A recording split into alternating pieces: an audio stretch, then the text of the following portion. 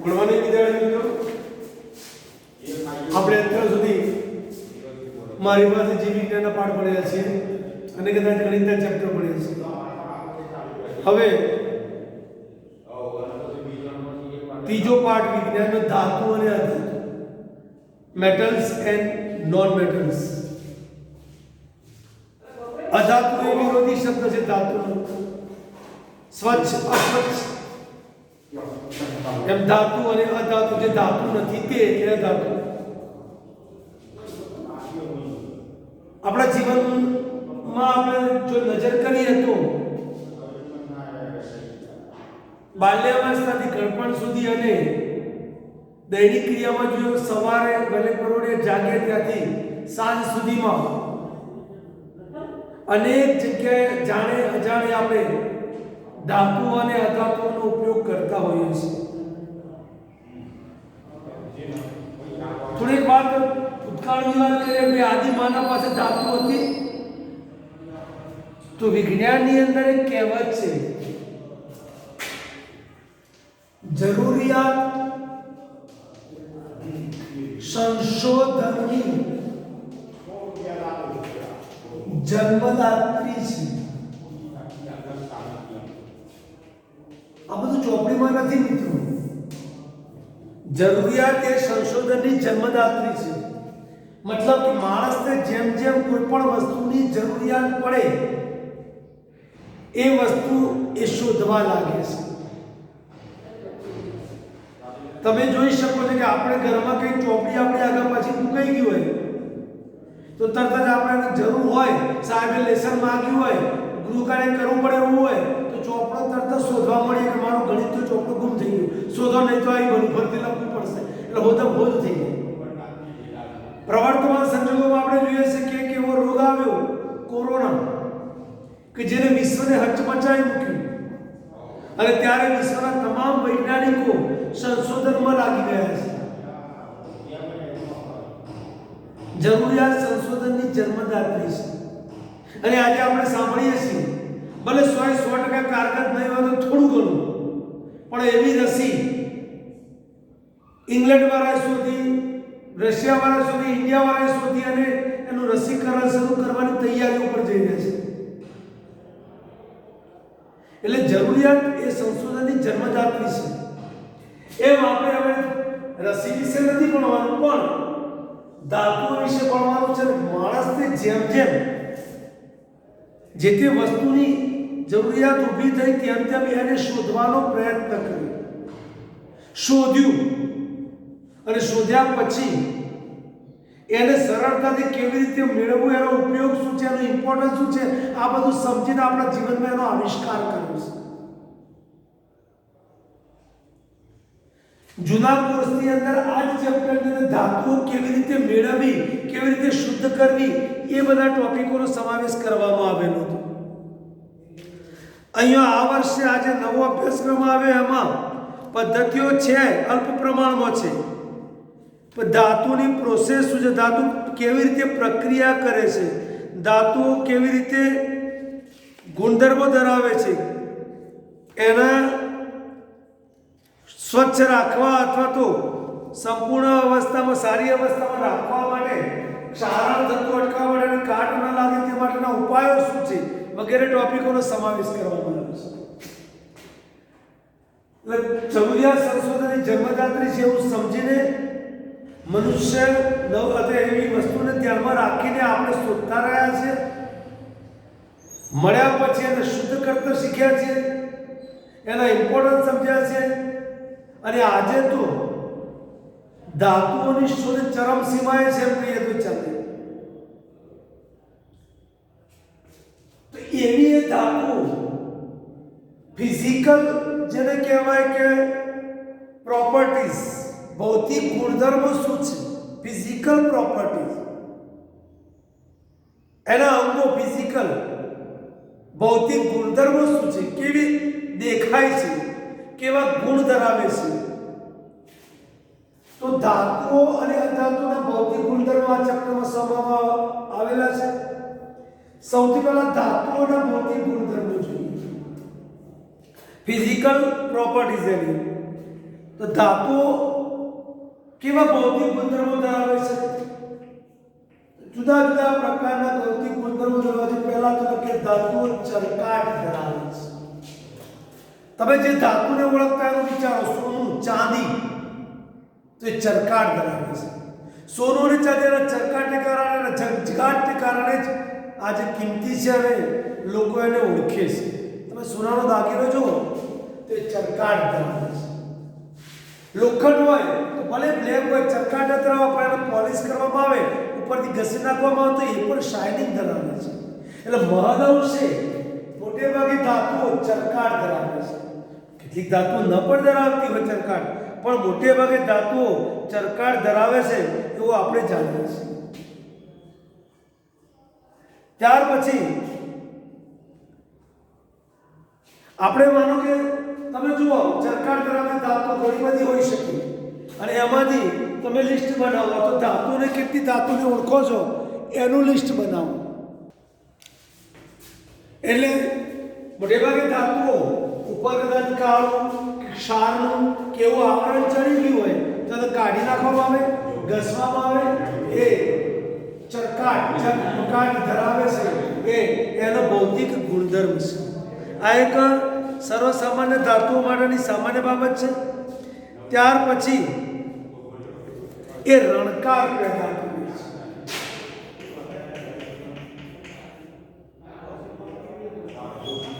મોટાભાગની ધાતુ રણકાર ઉત્પન્ન કરે છે. બધી ધાતુઓ ના કરે, કેટલીકમાં અપવાદ પણ હોઈ શકે, પણ રણકાર પેદા કરે છે. તમે શાળાનો ઘંટ જુઓ, બેલ, મંદિરની ઘંટડી જુઓ, બેલ, તો આ બધાને તમે અથડાવો તો એમાંથી અવાજ પેદા થાય. લોખંડના બે સળિયા અથડાવો, થાળીને ચમચી અથડાવો તો એ બધો રણકાર પેદા કરે છે. એટલે ધાતુઓ મુખ્યત્વે રણકાર પેદા કરે છે. એવું બધું આપણે એના ગુણધર્મો કહી શકીએ છીએ. પછી મોટે ભાગે ધાતુઓ સખત છે.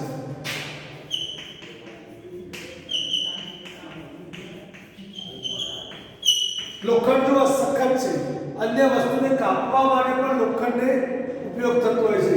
તો ધાતુઓ મુખ્યત્વે સખત છે, કઠણ છે. જોકે કેટલાક અપવાદ પણ છે. અપવાદ એટલે હોય ધાતુ પણ એ સખત ના હોય, કાપી શકાતી હોય, નરમ હોય, ચપ્પા વડે એને કાપી શકાય તેવી કેટલીક ધાતુઓ પણ છે કે જેને ચપ્પા વડે કાપી શકાય છે. કઈ ધાતુઓ ચપ્પા વડે કાપી શકાતી હશે તમે જાણો છો? લોખંડ અને એલ્યુમિનિયમ અથવા તે બધી ધાતુઓ તો મજબૂત છે, સખત છે, પણ કાપી શકાય એવી ધાતુઓમાં કેલ્શિયમ, મેગ્નેશિયમ, આ બધી જે ધાતુઓ છે એ અપવાદરૂપ છે. જે ધાતુ સખત નથી પણ ચપ્પા વડે કાપી શકાય છે. એટલે ટૂંકમાં સખત નથી, અપવાદ છે. કેલ્શિયમ, મેગ્નેશિયમ જે ધાતુઓ એ ચપ્પા વડે કાપી પણ શકાય છે, પણ મહદઅંશે ધાતુઓ સખત છે, ચપ્પા વડે કાપી શકાય છે. એટલે એને એક અપવાદ તરીકે લઈ શકાય છે. ટીપીને પતરા કે ખેંચીને તાર બનાવી શકાય છે. ટીપીને પતરા કે ખેંચીને તાર બનાવી શકાય છે. એટલે એમ કહેવાય કે ટીપાવપણું અને ખેંચાવપણાનો ગુણ છે. સમજાય છે વસ્તુ? ટીપાવપણાનો અને ખેંચાવપણાનો એની અંદર શું છે? ગુણ છે. ટીપાવપણું, ખેંચાવપણું. એટલે ટીપવામાં આવે તો ટીપી શકાય. જેમ જેમ ટીપવામાં આવે તેમ લાંબુ થતું જાય, પહોળું થતું જાય, અને ખેંચવામાં આવે એમ તાર નીકળતો જાય, તણાવતું જાય. અને એટલે જ સોનું અથવા તો સોની દ્વારા તાર બનાવીને તારમાંથી ઘરેણા બનાવવામાં આવે છે. સોની લોકો તાર બનાવે છે, ઘરેણા બનાવે છે. અંબાજી મંદિરની વાત સાંભળી હોય તો મંદિરના આખા ગુમ્મટને સોને જડિત પતરા વડે ગઢવામાં આવ્યું છે. પહેલા અંબાજી મંદિરને સોનેથી પત્રથી મળ્યું અને હવે સોમનાથ મંદિરનો વારો શરૂ થયો છે. એટલે એક પ્રકારનું ધાર્મિક એની અંદર શ્રદ્ધા જોડાય છે. આપણે એનાથી ચર્ચા નથી કરવી, પણ પતરા બનાવી શકાય છે. તાર બનાવી શકાય છે, ગરડા બનાવી શકાય છે. એક ઓબ્જેક્ટિવમાં પૂછાયેલી વસ્તુ આપી છે 1 ગ્રામ સોનામાંથી 2 કિલોમીટર, 1 ગ્રામ સોનું એમાંથી 2 કિલોમીટર લાંબો તાર. 1 ગ્રામ સોનામાંથી કેટલા 2 કિલોમીટર લાંબો તાર બનાવી શકાય. એ બતાવે છે કે ખેંચાવપણાનો ગુણધર્મ ધરાવે છે. એટલે ટીપાવપણું અને તણાવપણું, આ ખેંચાવપણું લખી છે અને તણાવપણું પણ ચાલે. મેં શબ્દ વાપર્યો ખેંચાવપણું, બીજો શબ્દ છે ચોપડીમાં તણાવપણું. એટલે ટીપાવપણું અને તણાવપણાનો એની અંદર ગુણધર્મ રહેલું છે. પછી લખી ચરકાટ છે, રણકાર છે, સખત છે, ટીપાવપણાનો ગુણધર્મ ધરાવે છે, ચરકાટ ધરાવે છે. એની અંદર આ બધું તમે લખી શકો કે વાસણો બનાવવા માટે ઉપયોગ થાય છે. એટલે એનો ઉપયોગ ખાસ કરીને રસોઈના વાસણો ચરકાટને કારણે ઘરના વાસણો બનાવવાની અંદર ઉપયોગ કરવામાં આવે છે. એટલે વાસણો બનાવવા માટે એનો ઉપયોગ થાય છે. કોનો? ધાતુનો. ચરકાટને કારણે વાસણો ઘણા વર્ષો પહેલા પિત્તળના વાસણો બનાવવામાં આવતા. હવે ધીમે ધીમે નવી શોધો અને આજે સ્ટેનલેસ સ્ટીલ અને સ્ટેનલેસ સ્ટીલે અનેક પ્રકારે એનું સ્વરૂપ બદલી કાઢ્યું છે. આખી એની દિશા બદલી નાખી છે. ગલન બિંદુ ઊંચા છે, ઉત્કલન બિંદુ ઊંચા. બેહુડ લખ્યા તો ચાલે. ગલન બિંદુ અને ઉત્કલન બિંદુ ઊંચા છે. હવે સવાલ એવો થાય, આપણને ખબર હોવી જોઈએ કે ગલન બિંદુ કોને કહેવાય. જે તાપમાને પદાર્થ પીગળવા લાગે તે તાપમાને તે પદાર્થનું ગલન બિંદુ કહે છે. પીગળે, ગલન થવું, ગલ સ્વરૂપમાંથી પ્રવાહી સ્વરૂપ, ગલન થવું, પીગળન થવું, તો એ ગલન બિંદુ કહેવાય. જે તાપમાને પીગળે અથવા જે તાપમાને ઉકળે, પીગળે તે તાપમાને ગલન બિંદુ, ઉકળે તે તાપમાને ઉત્કલન બિંદુ. ઉકળે એટલે વરાળમાં રૂપાંતર થાય. આપણે હાલ પૂરતો આનો ઉલ્લેખ નથી, પણ ગલન બિંદુ ઊંચા છે. એટલે લોખંડની જેવી ધાતુ 1000 સેલ્સિયસ કરતાં પણ ઊંચા તાપમાને ગરમ કરે ત્યારે પીગળે છે, પ્રવાહી સ્વરૂપ ધારણ કરે છે. અહીંયા પીગળન બિંદુ, ગલન બિંદુ જરૂરી શા માટે છે? તો આપણે એની શુદ્ધિકરણની કદાચ પદ્ધતિઓ ભણવાની થાય તો એમાં જરૂર પડે કે ભાઈ આટલા તાપમાને આ કાચી ધાતુને જમીનમાંથી જે પદાર્થ આપણને મળે છે એમાંથી શુદ્ધ કરીને ધાતુ મેળવે છે એની વાત કરી છે. તો એ ગલન બિંદુ ઊંચા છે. પીગળન બિંદુ, ઉત્કલન બિંદુ ઊંચા છે એટલે ગલન બિંદુ ઊંચા છે એ સાબિત થાય છે. બીજું, ગલન બિંદુ ઊંચા છે, ઉષ્મા વાહક છે. ધાતુના ગલન બિંદુ ઊંચા છે, ધાતુ ઉષ્મા વાહક છે. ઉષ્મા વાહક એટલે એની અંદરથી ગરમીનું વહન થાય છે. આ ગરમીનું વહન થાય છે એ જોવા માટે આપણે પ્રેક્ટિકલ ચોપડીમાં બતાવેલું છે, કરવાના નથી પ્રેક્ટિકલ, પણ સ્વાભાવિક રીતે સમજીએ કે આપણી પાસે આવો એક લોખંડનો સળિયો હોય, આટલો બધો લાંબો નહીં લેતા, આપણે ઝડપથી પૂરો કરવામાં પણ માનવ ટૂંકો છે. અહીંયાથી આપણે એને પકડી રાખ્યો છે અને આ ભાગને આપણે ગેસ સ્ટવ ઉપર આમ ગરમ કરીએ છીએ. લોખંડનો છે, લાકડું છે, પણ માનવાનું કે લોખંડની પટ્ટી છે, લોખંડની ધાતુ છે, ઉષ્માવાહક છે. એટલે ગરમી અહીંયાથી ગરમ થશે એટલે ધીમે ધીમે ધીમે ધીમે એ ગરમીનું વહન થતું થતું આગળ જશે. જો તમે અહીંયા મીણને પીગાડીને થોડા થોડા અંતરે ટપકા મૂકી ખીલીઓ ચોંટાડી દેવી, લોખંડની મીણને પીગાડીને ઓગાળી મૂકવાનું, ટપકું મૂકીને ટપકી શું કહેવાય ખીલીયા ડાળવાની, ઠરી જાય એટલે છોડી દો. અહીંયા ગરમ કરતા પહેલા બીજું ટપકું મૂકો, ખીલી આપણે 4-5 અને પછી તમે આમ કરીને પકડો. શું થશે કે જેવું તમે અહીંયાથી ગરમ કરવા પડશો એટલે જે નજીકવાળી ખીલી થોડીક વાર છૂટી પડી જશે, પછી બીજી ખીલીનો વારો, પછી ત્રીજી ખીલીનો વારો, ચોથી ખીલીનો, આમ ક્રમમાં ખીલીઓ છૂટી પડીને નીચે આવતી જશે. કેમ? બતાવે કે ગરમી, ઉષ્મા, લોખંડ એ એનું સુવાહક છે એટલે ધીમે ધીમે વહન પામતું પામતું આગળ જાય છે. જેમ જેમ એ ઉષ્માનું વહન આગળની બાજુ થતું જશે તેમ તેમ પેલું ઓગળતું જશે અને ખીલીને મુક્ત કરી દેશે. એટલે એનો મતલબ એમ કે ઉષ્મા વાહક છે. ગલન બિંદુ ઊંચા છે, ઉષ્મા વાહક છે અને વિદ્યુત માટે સુવાહક છે.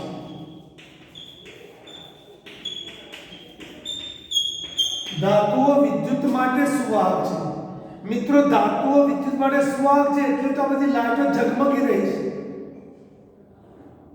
અહીંયા ઉષ્મા વાહક છે, વિદ્યુત સુવાહક છે. વિદ્યુત સુવાહકમાં કેટલીક ધાતુઓ, કેટલાક પદાર્થો વધારે સુવાહક છે, કેટલાક ઓછા સુવાહક છે, બાકી સુવાહક છે, અને કેટલાક મંદવાહક પણ છે. જ્યારે કેટલીક અધાતુઓ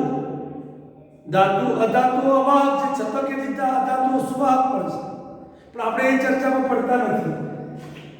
સુવાહક છે માટે શું કરવાનું?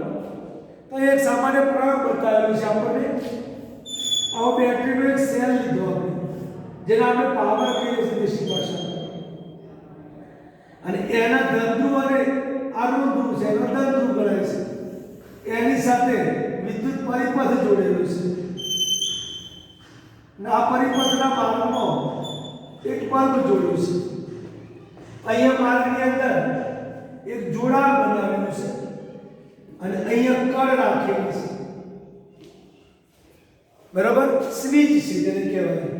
આ પ્રકારની નથી. અહીંયા આ બધા વસ્તુ એક જ છે. આ છે સ્વિચ. બધું જોડી દઈએ, બધું ફિટ કરી દઈએ, ત્યાં સુધી સ્વિચ ન પડે તો સુધી વિદ્યુત પ્રવાહ વહેતો નથી. અને આ છેડા છે બે, એની વચ્ચે તમારે પદાર્થને મૂકવાનો રહેશે. ક્લિપ જેને કહેવાય છે. એટલે ક્લિપ આપ પકડી શકે છે પદાર્થને. એને ક્લિપ ટાઈપ કર્યું છે. આખી વસ્તુ દોરીએ તો આ રીતે થાય.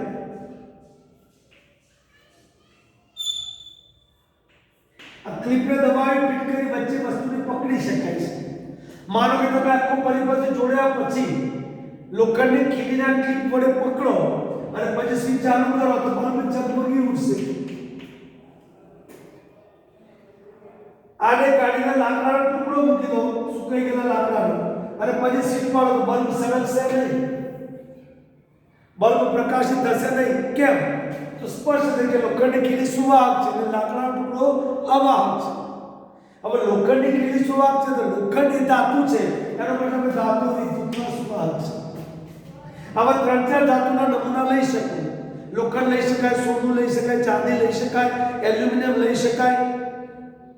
જેના તાર તમારી પાસે તાંબા પિત્તળના ઉપલબ્ધ હોય તે, અને તમે અહીંયા મૂકી અને પછી ચેક કરો કે વિદ્યુત સુવાહક છે એવું આપણે સાબિત કરી શકીએ અથવા તો એ જોઈ શકીએ.